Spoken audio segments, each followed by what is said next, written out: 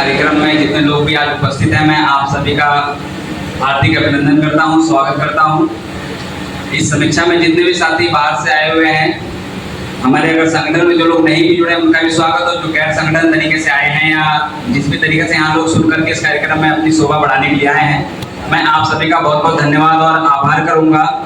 और इस कार्यक्रम के मंच पर सुशोभित आदरणीय मेरे सभी अतिथि महोदय, प्रदेश स्तर से चलकर आए हुए आदरणीय हमारे प्रदेश अध्यक्ष महोदय, बड़े भाई भीम आर्मी आजाद समाज पार्टी के प्रदेश अध्यक्ष मोहन सिंह जी, आपका मैं चाहता हूं कि आप सभी मेरे बीच में बैठे मुख्य अतिथि अमरीश कपिल जी, प्रदेश अध्यक्ष भीम आर्मी सुशील पाटिल जी और जीतू साहब, आप हमारे किसान आंदोलन से, आप किसान संगठन से पहुंचे हैं, आपका धन्यवाद। प्रधान जी, आप एडवोकेट महोदय, जितने भी फ्रंट पे जितने भी प्रदेश स्तर के पदाधिकारीगण और मंच पर सुशोभित हैं, सभी के लिए मैं चाहूंगा कि आप एक बार जोरदार तालियों से मेरे अतिथियों का स्वागत करें।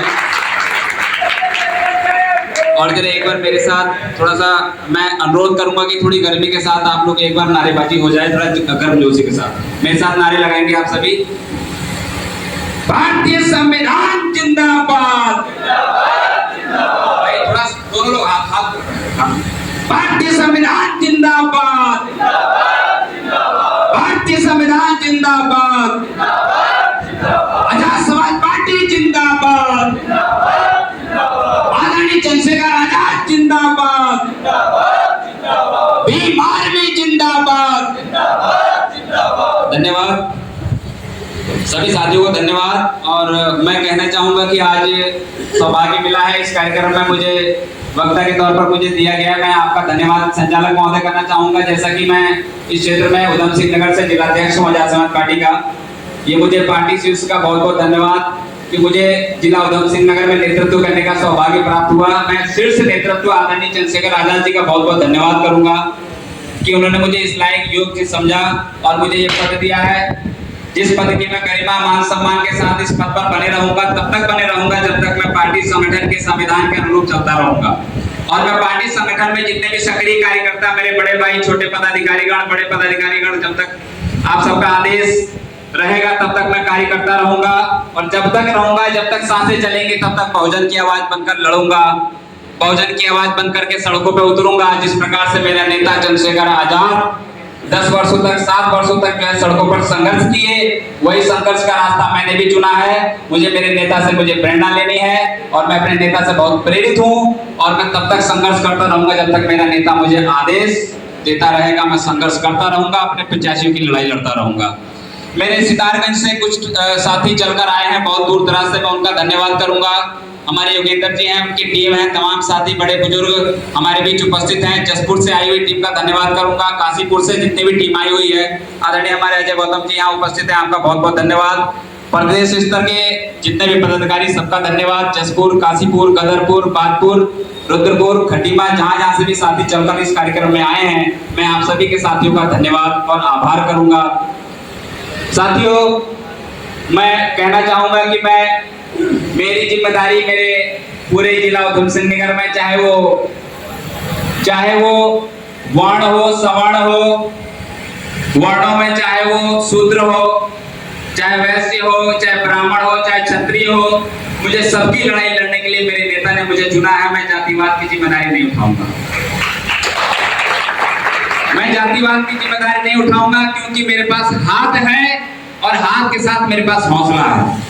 इसलिए मैं जब तक रहूंगा तो हाथ रहना रहे, लेकिन मेरा हौसला रहना चाहिए, मेरा हौसला रहना चाहिए, जिससे कि मैं अपने समाज की आवाज बन सकूं और समाज की लड़ाई लड़ सकूं।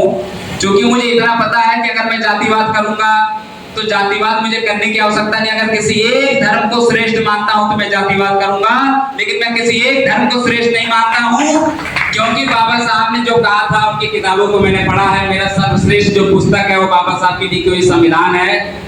ब्राह्मणों की लिखी हुई पुस्तक मनुस्मृति है, मैंने उसको नहीं पढ़ा, लेकिन मैंने बाबा साहब के संविधान को पढ़ा है। इसलिए मैं इंसान हूँ, मेरा पहला धर्म है संविधान के आदर्शों पे चलना।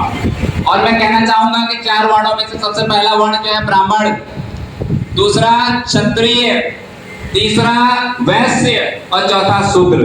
तो मैं आप सभी को बताना चाह रहा हूँ कि मैंने पढ़ाई लिखाई कर रखी है, इसलिए मैं वर्ण में ब्राह्मण भी हूँ, क्योंकि मैंने शिक्षा ग्रहण कर रखी है, क्योंकि जिसने शिक्षा ग्रहण किया हुआ है ब्राह्मण है। तो मैं स्वयं ब्राह्मण हूँ। दूसरा, मैंने क्षत्रिय धर्म निभाया है, क्योंकि क्षत्रिय धर्म बचाने और लड़ने के काम आता है, इसलिए मैंने लड़ाई भी करी है और बचा भी रहा हूँ, इसलिए मैं क्षत्रिय भी हूँ। तीसरा, वैश्य वाणी में मैंने स्वीकार कर रखा है, क्योंकि वैश्य का काम है व्यापार करना, धंधा करना, बिजनेस करना, वो भी मैं करता हूँ। चौथा, शूद्र वर्ण है जो देख रेख का काम करता है, जो चमड़ा उतारने का काम करता है, जूता बनाने का काम करता है, तो बचाने का भी काम करता है। तो मैं उसके बाद इन चारों वर्णों को लेके चल रहा हूँ, इसलिए मैं महामानव के धर्मों पे चल रहा हूँ। मेरे बाप दादा जो थे वो डॉक्टर B.R. अम्बेडकर थे। मैंने कहा था कि मैं कई बार मंचों पे कह चुका हूँ कि मेरे दो बाप है। मेरा पहला वो बाप जिसने मुझे अधिकार दिया और दूसरा वो बाप जिसने मुझे जन्म दिया।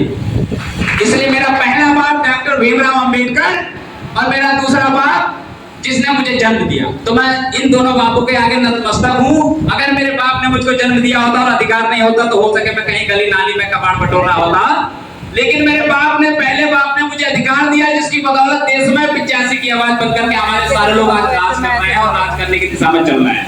मेरा पहला संघर्ष संसद, हमारा पहला संघर्ष संसद। जब तक हम संसद तक नहीं पहुंचेंगे तब तक संघर्ष करते रहेंगे।